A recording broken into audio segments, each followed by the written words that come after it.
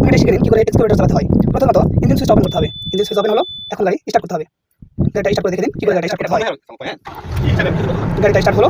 এখন দ্বিতীয় নম্বরে আসি। এখানে একটা সুইচ আছে, এই সুইচটা যতক্ষণ অন করা হবে ততক্ষণ গাড়ি কোনো কাজ করবে না। দ্বিতীয়ত সুইচটা ওপেন করা হলো। এখন আসি লেবারে। প্রথমত ড্যান লেবারের কাজ দেখুন।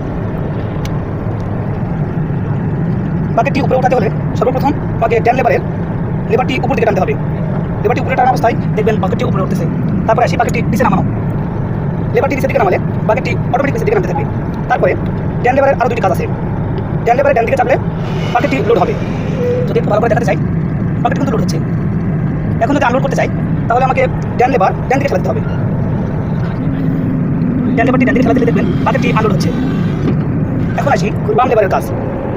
বাম লেবারটি বাম দিকে চাপলে গাড়িটি সুইং হবে, অর্থাৎ গাড়িটি বাম দিকে চলে যাবে। এবং বাম লেবারটি ডান দিকে চাপলে দেখবেন গাড়িটি ডান দিকে চলে যাচ্ছে। এটাকে সুইং বলা হয়। ডান দিকে দিলে ডান দিকে যাবে, বাম দিকে দিলে বাম দিকে যাবে। এখন বাম লেবারের আরও দুটি কাজ আছে। একটি হচ্ছে সামনের দিকে ঠেলা দিলে পম্পটি অটোমেটিক সামনের দিকে চলে যাবে।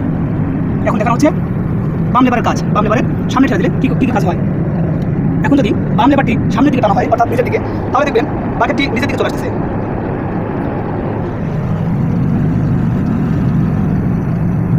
আসলে একটু খেয়াল করে দেখবেন 2 মিনিটে এক্সকাভেটর চালানো শেখা যায় খুব সহজেই। আরও দুটি কাজ আছে। সেই দুটি হলো সামনে দুটি লেবার আছে। এই 2 লেবারের কাজ হচ্ছে 2 চেনের কাজ। সামনের দিকে ঠেলা দিলে সামনের দিকে যাবে এবং পিছনের দিকে ঠেলা দিলে পিছনের দিকে যাবে। সামনের লেবারের কাজগুলো খুবই সহজ। এবং আরও একটি লেবার আছে ডান হাতের সাইডে। সব গাড়িরই ডান হাতের সাইডে থাকে।